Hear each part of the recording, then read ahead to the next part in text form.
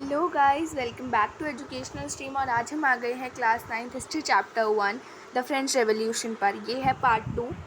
हमने previous class में ही पढ़ा था कि लुई 1774 में उसको असेंड कर दिया थ्रोन, राजा बन गया वो फ्रांस का। 20 ईयर की एज में उसकी ऑस्ट्रियन प्रिंसेस के साथ शादी हो जाती है जिनका नाम होता है मैरी एंटोइनिटी।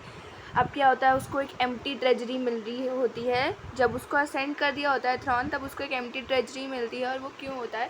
क्योंकि बहुत टाइम मतलब long years of war had drained the financial resources of France, cost of maintaining extravagant court, मतलब अपने कोर्ट को चलाने के लिए, अपना ये सब करने के लिए उसकी एम्प्टी जो ट्रेजरी होती है वो खाली हो जाती है। और लुई 16 के ऊपर क्या होता है, 2 बिलियन लिवर्स का डेब्ट भी होता है। यहाँ पर लिवर्स देखो, लिवर्स क्या है, लिवर्स है वहाँ की करेंसी, करेंसी है ना, unit of currency in France है। ठीक है, यहाँ पर देखो, ये देखो यहाँ पर नीचे दे भी रखा है, यहाँ पर लिखा livres unit of currency in France discontinued in 1794। चलता था बट डिसकंटिन्यूड हो गया। हमने पढ़ लिया यहाँ तक। फिर हमने पढ़ा कि उनको अपना स्टेट को रन करने के लिए उनको टू रन देयर ऑफिसेस, तो उनको टैक्स बढ़ाना पड़ा। अब आगे पढ़ते हैं। Yet this measure would not have sufficed. French society in the 18th century was divided into 3 estates. French society कब डिवाइड हुआ था? फ्रेंच सोसाइटी 3 ए स्टेट में हुआ था 18th सेंचुरी में डिवाइड। ठीक है, 3 ए स्टेट्स यहाँ पर आपको देखो, यहाँ पर एक कॉलम दे रखा है, इधर बता रखा है, देखो ये देखो, यहाँ पर 3 ई स्टेट्स में अपना उन्होंने अपनी सोसाइटी को डिवाइड कर दिया है।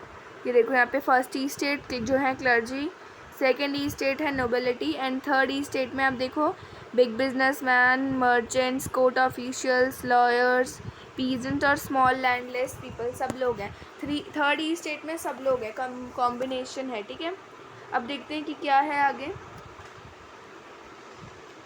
The society of E state was a part of feudal system.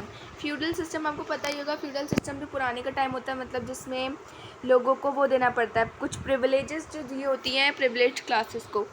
Dated back to the middle ages. The term old regime is usually use to describe the society and institution of France before 1789। अब यहाँ पर एक old regime term है जो describe करता है French society को और इंस्टीट्यूशन को, कब? 1789 के। ठीक है, ओल्ड रेजाइम जो टर्म है। Figure 2 shows how the system of estate in French society was organise. यहाँ पे जो फिगर 2 है ये दिखा रहा है कि कैसे जो है सोसाइटी डिवाइड हुई है। ये सब peasants made up about 90% of the population. Peasants जो थे ना वो अप टू 90% ऑफ पॉपुलेशन थे। However only a small number of them own the land they cultivated. अब क्या हो रहा है देखो, हमने पढ़ लिया 18th सेंचुरी में ये सब हुआ। अब देखो क्या होता है, क्या है, 90% पॉपुलेशन किन की है? पीजेंट्स की है। बट जो वो 90% वो है ना पीजेंट्स, जो ये 90% पीजेंट्स जो ये लोग हैं, ये हैं लैंडलेस। इनके पास लैंड नहीं है, ये है लैंडलेस। ठीक है, 90% ज़्यादा अमाउंट में होने के बावजूद भी जो पीजेंट हैं वो लैंडलेस। अब देखते हैं क्या है, कहाँ है इनका land. About 60% of the land has owned by noble. 60%, देखो अब यहाँ पर आपको पता ही चल गया होगा कि पीजेंट्स के पास कोई लैंड नहीं होगा, क्योंकि अप टू 60% से भी ऊपर लैंड किसने ओन करके रखा हुआ है? नोबल्स ने। 60% से भी ऊपर का जो लैंड है वो नोबल्स द्वारा लैंड ओन्ड कर रखा है। The church and the other richer member of the third estate, the members of the first 2 estates, that is clergy and the nobility. हमने यहाँ पे अभी ऊपर पढ़ा, members of the third estate, clergy and the nobility enjoyed certain privileges by birth। मतलब ये जो है ना, जो ये प्रिविलेज क्लासेस है, आप समझ ही गए होगे प्रिविलेजेस का मतलब होता क्या है। प्रिविलेज क्लासेस से समझ ही गए होगे कि क्या है इनका मतलब। प्रिविलेजेस मतलब जो इनको बर्थ से ही मिले हैं, ये कुछ इनके प्रिविलेजेस हैं जो ये बर्थ से ही इंजॉयड करे जा रहे हैं। The most important of these was exemption from paying taxes. और जो इनको ये जो इनके जो बर्थ से कुछ प्रिविलेजेस दिए गए हैं ना, उसमें से जो one of the most biggest जो इनका कह सकते हैं मोस्ट इम्पॉर्टेंट प्रिविलेज है वो है इनका एग्जेम्पशन फ्रॉम पेइंग टैक्सेस। ये जो फर्स्ट ईस्ट स्टेट और सेकेंड ईस्ट स्टेट है इनको टैक्स नहीं देना पड़ता है। फर्स्ट ईस्ट स्टेट और सेकेंड ईस्ट स्टेट को टैक्स नहीं देना पड़ता है। दे वर एग्जेम्प्टेड टू पे टैक्सेस, ठीक है। अब ये टैक्स भरना किसको पड़ता होगा? सीधी सीधी बात है, थर्ड ईस्ट स्टेट को भरना पड़ता होगा। The noble further enjoy feudal privileges. These include, देखो यहाँ पे फ्यूडल प्रिविलेजेस बता रहे हैं कि फ्यूडल प्रिविलेजेस में इनको क्या क्या देना। फ्यूडल मतलब पुराने टाइम से जो चले आ रहे हैं वो फ्यूडल प्रिविलेजेस। इसमें देखो feudal dues which they extract from the peasants. Peasants are obliged to render service to the lord, to work in his house and field, to serve in the army or to participate in building road. अब यहाँ पर ये ऐसी है कि इनको खुश रखना ही इनकी जिम्मेदारी है। सिर्फ और सिर्फ इन्हीं लोगों को आर्मी में जाना है, इन्हीं को सब कुछ करना है और भगवान को खुश करने के लिए इनको इस फर्स्ट ईस्ट स्टेट की और सेकेंड ईस्ट स्टेट की वो पूजा करनी है। मतलब ऐसा नहीं होता है, मतलब इनको कुछ नहीं करना है फर्स्ट और सेकेंड ईस्ट स्टेट को। ओनली जो थर्ड ईस्ट स्टेट है ना बेचारा उसको ही सब कुछ करना है। अब आगे देखते हैं कि क्या है। The churches to extract its share of taxes called tithes. अब क्या है, चर्च के भी अपने टैक्सेस हैं। यहाँ पर देखो टिथ्स लिखा है ना, ये चर्च का है। ये एक ऐसा टैक्स है जो लिवीट करता है चर्च, जिसमें जितना भी एग्रीकल्चरल लैंड होगा ना उसमें से 1/10 लैंड इनको देना है। समझ गए? 1/10 ऑफ द लैंड इनको देना है। ये किसका टैक्स है? चर्च जो टैक्स लगाता है वो है। And finally all members of the third estate had to pay taxes of the state. अब क्या है भाई, थर्ड ईस्ट स्टेट बेचारी है, उसको भरना है, ये सारे टैक्सेस भरने हैं, क्योंकि भाई उन्हीं का ये ड्यूटी है कि उनको ये टैक्सेस भरना है।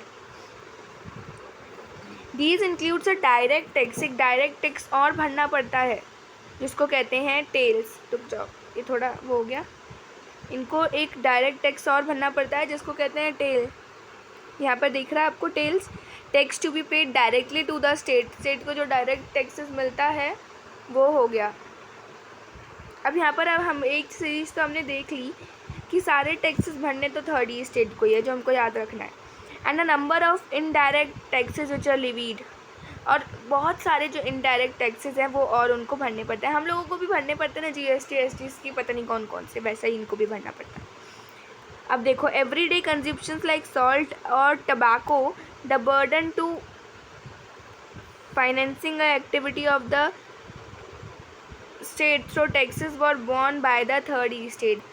यहाँ पर लिखा हुआ है कि जितने भी टैक्सेस हैं वो सारा जो टैक्स पेमेंट है ना बेचारा थर्ड ईस्ट स्टेट को ही करना है।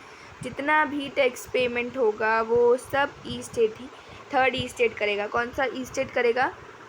थर्ड ईस्ट स्टेट का इन्होंने ये ड्यूटी दे रखा है कि यही जो है यही पे करेगा सारे के सारे टैक्सेस। इनका जिम्मेदारी है, पता नहीं क्यों है, बट इनकी ड्यूटी है टैक्सेस पे करने की सारी।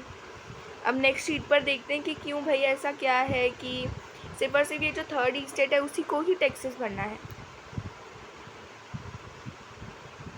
चलो देखते हैं फिर क्यों। द स्ट्रगल टू सर्वाइव, ठीक है, द स्ट्रगल टू सर्वाइव।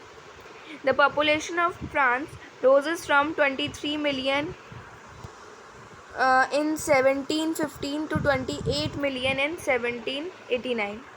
पहले 23 मिलियन थी, कब? सन 1715 में। 28 मिलियन हो गई कितने में? सन 1789 में। बहुत इंपॉर्टेंट टॉपिक है कि कब पॉपुलेशन रोज हुई, ठीक है। This led to a rapid increase in the demand for food grain. अब जैसे पॉपुलेशन बढ़ती है तो उसका डिमांड भी बढ़ता ना कि भाई हमको ये चाहिए, हमको वो चाहिए। वैसे ही यहाँ पर भी है, जैसे ही बढ़ती जा रही है, रोज़ हो रही है पॉपुलेशन, वैसे ही फूड ग्रेन की ज़रूरत भी बढ़ती जा रही है। अब हम वीडियो को यहीं पर एंड करते हैं। आई होप कि आपको समझ में आया हो। अगर समझ में नहीं आया तो फील फ्री टू कमेंट करके पूछिए जो चीज़ समझ में नहीं आए, क्योंकि चैप्टर बहुत इंपॉर्टेंट है, ठीक है। Till then stay connected, keep learning. Thank you very much guys, और please like share comment subscribe करें। Thank you.